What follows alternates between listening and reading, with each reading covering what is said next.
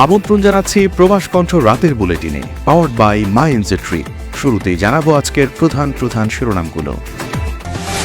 Malaysia বিনোদন কেন্দ্রের ইমিগ্রেশনের অভিযান, বাংলাদেশি সহ 17 জন আটক।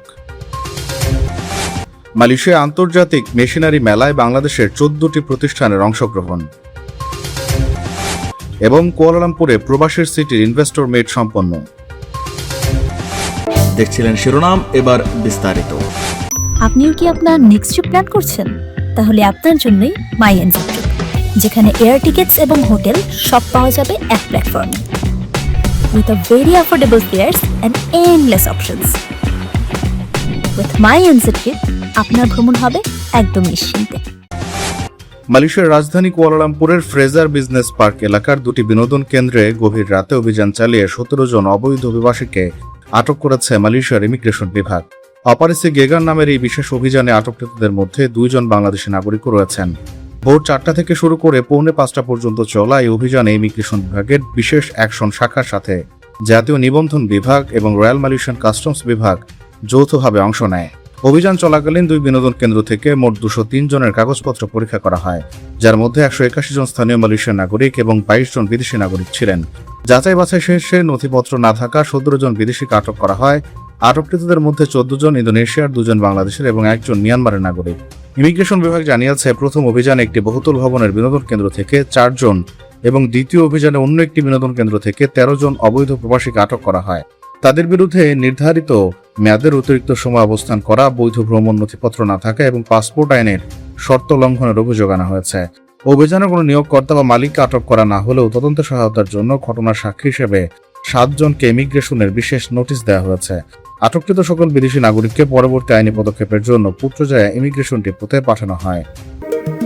মালয়েশিয়ায় থাকেন, আন্তর্জাতিক কর্মপরিবেশে স্মার্ট ও সফল ক্যারিয়ার করতে প্রস্তুত? তবে আপনাকে খুঁজছে প্রাণ মালয়েশিয়া। সমগ্র মালয়েশিয়া জুড়ে বিভিন্ন পদে আপনি হতে পারেন আমাদের পরবর্তী টিম মেম্বার। আপডেটেড সিভি সহ হোয়াটসঅ্যাপ করুন এই নম্বরে। মালয়েশিয়ার অন্যতম বৃহৎ শিল্প ও প্রযুক্তিভিত্তিক প্রদর্শনী 37তম মালয়েশিয়া আন্তর্জাতিক মেশিনারি মেলা 2026-এ বাংলাদেশের 14টি প্রতিষ্ঠান অংশ নিয়েছে।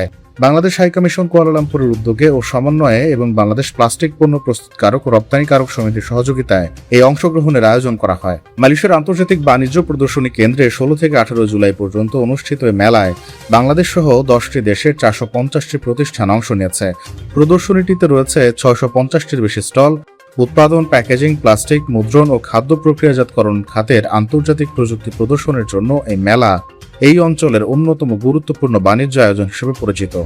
মালয়েশিয়ার প্রোমাস আন্তর্জাতিক ব্যবসা সংগঠন এবং ইএস ইভেন্ট ম্যানেজমেন্ট আয়োজিত এই মেলার উদ্বোধন করেন দেশটির গণপূর্ত মন্ত্রণালয়ের উপমন্ত্রী দাতুশ্রী আহমেদ মাসলান। উদ্বোধনের পর তিনি অন্যান্য অতিথিদের নিয়ে বাংলাদেশের স্টলগুলো পরিদর্শন করেন। এ সময় তাকে স্বাগত জানান মালয়েশিয়া নিযুক্ত বাংলাদেশের high commissioner Manjurul Karim Khan Chowdhury, Bangladesh plastic পণ্য প্রস্তুতকারক ও রপ্তানিকারক সমিতির সভাপতি শামীম আহমেদ এবং অংশগ্রহণকারী বাংলাদেশের ব্যবসায়ী প্রতিনিধিরা। বাংলাদেশের প্যাভিলিয়নে Aman plastic toy industries, Tampaco foils limited, bags and packs, Bengal group of industries, W&W company limited, Jihan toy industries, premier flex plastic, the merchants limited, মেঘনা group of industries, Akij, biax films, north pack, apple print pack এবং Sathi printing and packaging সহ বিভিন্ন প্রতিষ্ঠান অংশ নিয়েছে। এসব প্রতিষ্ঠানের পক্ষ থেকে ফ্লেক্সিবল প্যাকেজিং, গৃহস্থালী ও রান্নাঘরের সামগ্রী, প্লাস্টিক খেলনা এবং বিভিন্ন ধরনের শিল্পপণ্য প্রদর্শন করা হচ্ছে।